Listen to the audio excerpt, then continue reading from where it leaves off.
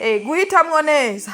Mbega umuntu ashobora guhitamwo neza gute? Imana ni nziza cyane, Imana irakomeye.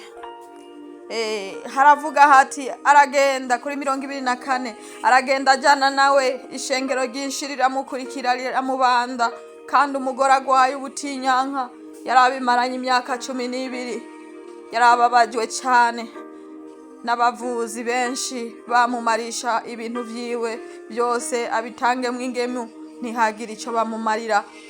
Mbere arushiriza kugwara, yumvise ibya Yesu araza, aca hagati y'ishengero amuturuka inyuma akora ku mpuzu yiwe. Yari yibwiye ati niyo nokora ku mpuzu ziwe gusa nokira. Uwo mwanya isoko y'amaraso irakama, amenya mu mubiri wiwe yuko akize icyo cyago. Ako kanya Yesu yumva muri we ubushobozi bumuvamwo, ahindukira abandana n'isengero arababaza ati ninde akoze ku mpuzu zanje? Abigishwa biwe baramwishura batubone abantu bariko barabandana, nawe ukagira ngo uti ninde ankozeko? Haberaguzamwo amaso ngo abone umukozeko. Uwo mugore aratinya, ahinda agashitsi kuko azi ikimubayeko. Araza amwikubita imbere amubarira iby'ukuri byose. Yesu aramubwira ati mwana wanje, ukwizera kwawe kuragukijije, genda amahoro ukire icago cyawe cyose. Imana yacu ni Imana, oh haleluya, iduha guhitamwo neza, iduha umwidegemvyo.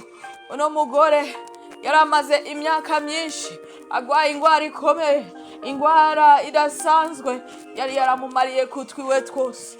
Uno munsi ushobora kuba ufise ikibazo gituma amafaranga yawe agenda bukundi, gituma ibintu vyawe bishira bigahera nk'umuyonga.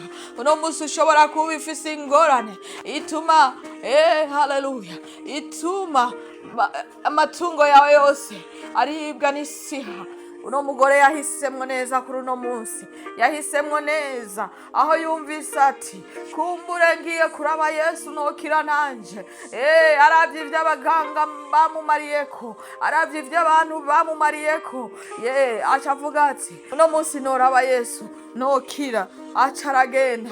Yarafise ukwizera kwishuye umukenyezi, yarafise ukwizera kudasanzwe, aho yakoze gusa ku mpuzu za Yesu. Yavuga ati naho nokora ku mpuzu za Yesu gusa ndazi ndakira. Kandi niko vyabaye, kuko Yesu amaze kumva ko hari umukozeko, yaciye yumva inkomezi ziwe zimuvuyeko. Aravuga ati hari ikibaye. Aca atangura kubaza ngo ninda nkozeko. Abajije abigishwa bibo baramubwira bati ngo hari abantu benshi, birashoboka ko abantu bagukorako. Ariko Yesu we yari yumvise ko hari ikintu kidasanzwe cyakoretse muri uwo mwanya. Nico gituma haleluya, nico gituma nawe iyo hari bidasanzwe byakoretse ni vyiza kubimenya, kandi ubimenye kuko Imana yakoze iba yakoze.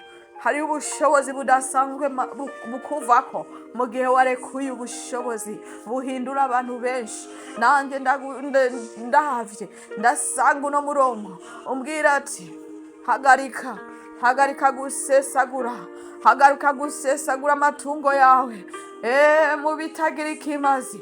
Hagarika gusesagura amatungo yawe, hagarika gutanga ingemu mu bitagira ikimazi, mu batazoguha n'ikintu na kimwe, mu batazogufasha n'ikintu na kimwe. Ariko uhindukirire Yesu, umukore ku buyonga bw'impuzu ziwe, wirabire inkomezi ziwe zikomeye, wirabire inkomezi ziwe zikomeye, wirabire icyo ashoboye, kuko ni Imana yaremye ijuru n'isi, ni Imana yakoze vyose. Erega ngo vyose vyaremwe nawe, ivyo tubonesha amaso, ibiriho n'ibizoza, ivyo vyose vyaremwe nawe. Nico gituma natwe twizera tudakekeranya yuko atana kimwe kidashoboka iyo umwizeye. Kandi iyo wizeye Yesu ukira ingwara zose. Ijambo ry'Imana riratubwira ngo mu mishishago yiwe niho twakiza ingwara, kandi muri we nyene niho turonka kuruhuka. Turashima Imana kubw'uno mukenyezi yakize bukwi na bukwi, yakize buno nyene kubw'ukwizera yarafise. Biragusaba ukwizera gutoyi gusa, biragusaba ukwizera gutoyi gusa kugira utambukire mu mugabane wawe. Imana irakomeye, Imana ikora ku mwanya wayo. Twakize ingwara nyinshi ku bwa Kristo. Hari ingwara nyinshi tugenda duhura nazo ariko tukazikira, kuko hariho udukiza ingwara niyo ziba zitarashika, hariho uzidukiza. Ibiza ni byinshi cyane ariko ngo utuzigama ntahunyiza ntasinzira, uwo nawe si uwundi ni Kristo Yesu, umwami w'abami. Ni Imana, haleluya. Niyo Mana twabonye, niyo Mana twizeye, niyo Mana twabonesheje amaso. Ni Imana ikomeye,